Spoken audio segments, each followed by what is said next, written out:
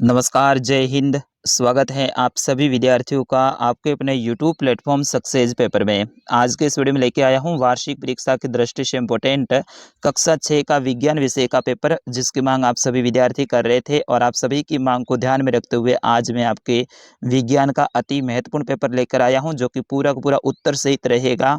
तो आप सभी विद्यार्थियों से निवेदन रहेगा, वीडियो को अंत तक देखिएगा, वीडियो को लाइक और चैनल को सब्सक्राइब जरूर कर दीजिएगा। जिन विद्यार्थियों ने इस वीडियो को अंत तक देख लिया उनको कक्षा 6 में इस बार अच्छे अंकों के साथ में उत्तीर्ण होने से कोई भी नहीं रोक सकता है।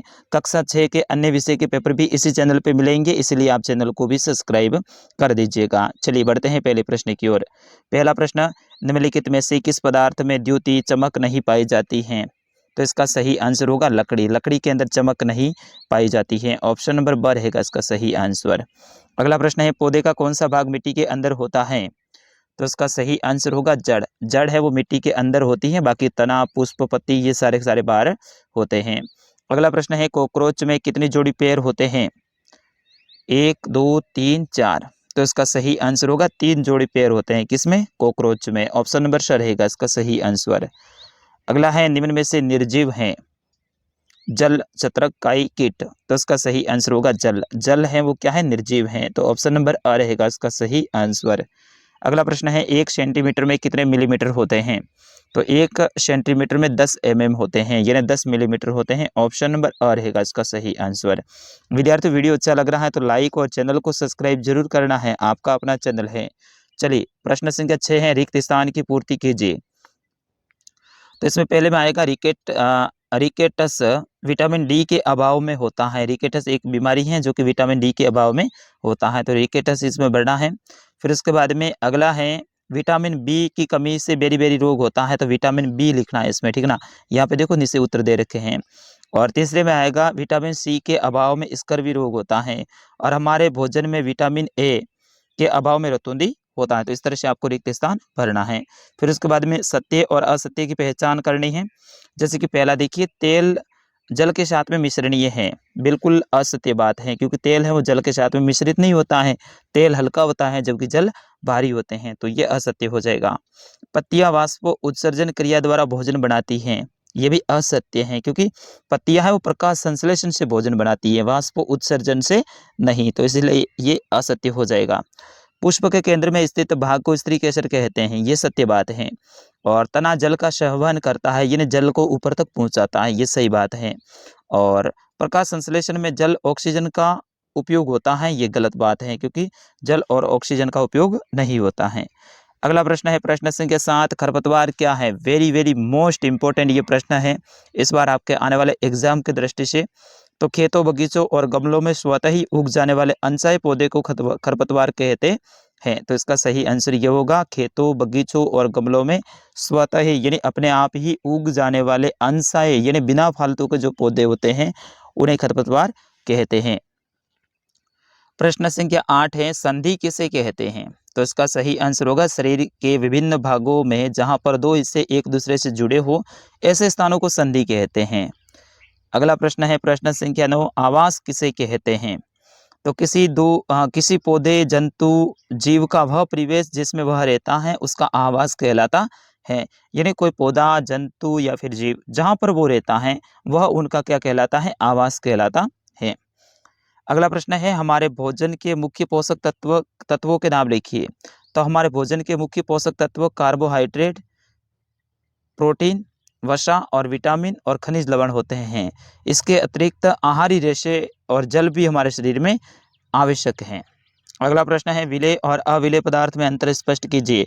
वेरी वेरी मोस्ट इंपॉर्टेंट प्रश्न है विद्यार्थियों, ये प्रश्न पक्का आने की संभावना है।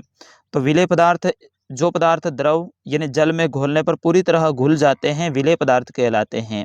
जैसे कि नमक, चीनी, सिरका, नींबू का रस, ये सारे के सारे क्या हैं? विलेय पदार्थ हैं, यानी जल के अंदर घुल जाते हैं।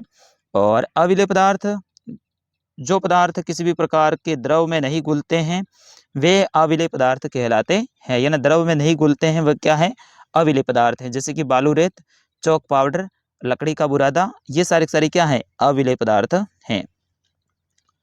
प्रश्न संख्या 12, हमें किसी मिश्रण के विभिन्न अवयवों को पृथक करने की आवश्यकता क्यों होती है? उदाहरण दीजिए। मिश्रण का मतलब है कोई भी वस्तु है या फिर धान वगैरह है, उसके अंदर जो अतिरिक्त चीज़ें मिली हुई हैं उसे कहते हैं मिश्रण। तो उनको अलग करने की आवश्यकता क्यों होती है? जैसे किसी पदार्थ का उपयोग करने से पहले मिश्रित हानिकारक तथा अनुपयोगी पदार्थों को पृथक करने हेतु, किसी मिश्रण से उपयोगी पदार्थों को पृथक करने हेतु जिसे हमें अलग से उपयोग करने की आवश्यकता है, इसलिए अपन उसको अलग करते हैं। उदाहरण के लिए जैसे कि दाल और चावल में छोटे मोटे पत्थर एवं मिट्टी और धूल कण मिले होते हैं जो कि हानिकारक होते हैं, इसीलिए अपन उनको अलग करते हैं। यानी गेहूं वगैरह को अपन साफ करते हैं ना, क्यों करते हैं? क्योंकि उसके अंदर मिट्टी के पत्थर वगैरह कुछ मिले होते हैं जो कि हानिकारक होते हैं, तो वो क्या है? मिश्रण है। ठीक है ना। अनाज से भूसे को अलग करना, जिसका हम पशुओं के चारे के रूप में उपयोग करते हैं। अगला प्रश्न है, पौधे में तने का क्या कार्य है? तो इसका सही आंसर होगा, तना जड़ों से जल और खनिज लवणों का अवशोषण कर उन्हें पत्तियों तक पहुंचाता है। दूसरा है, ये भोजन को पत्तियों से पौधे के अन्य भागों तक पहुंचाता है। तीसरा है, ये पौधे को सहारा प्रदान करता है। प्रश्न संख्या 14 है, केंचुए मिट्टी को किस प्रकार उपजाऊ बनाते हैं? तो इसका सही आंसर होगा, केंचुए वास्तव में अपने रास्ते में आने वाले मिट्टी को खाते हैं। उनका शरीर अनपचे पदार्थों को बाहर निकाल देता है।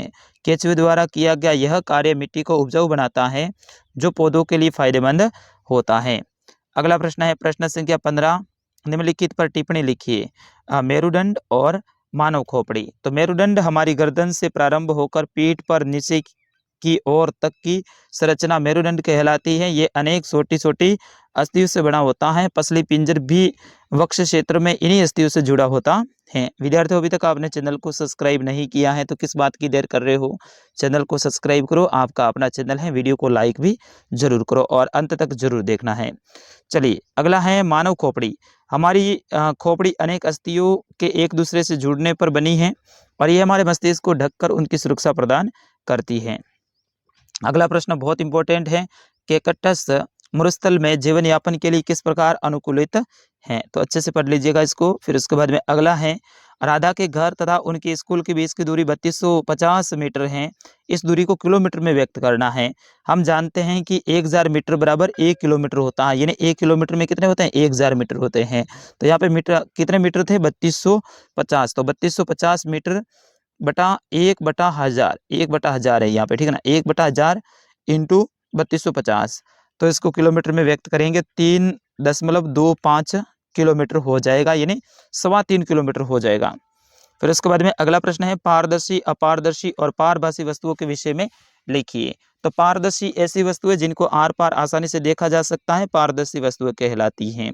ये वस्तुएं प्रकाश को अपने से होकर गुजरने देती हैं, जैसे कि कांच और ट्रेसिंग पेपर।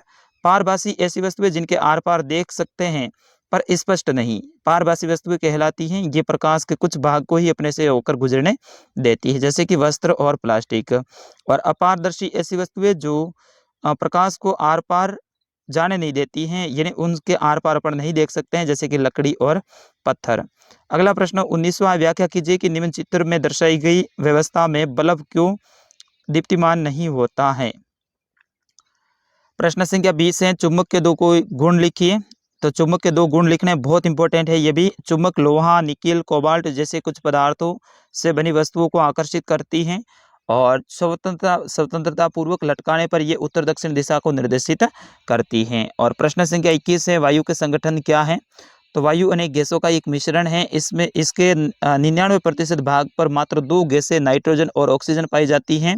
शेष 1% पर कार्बन डाइऑक्साइड व अन्य गैसें पाई जाती हैं और साथ ही जल वाष्प और धूल कण भी पाए जाते हैं। तो विद्यार्थियों, ये था कक्षा 6 का विज्ञान विषय का पेपर। पूरा का पूरा पेपर मैंने आपको उत्तर सहित बताया है।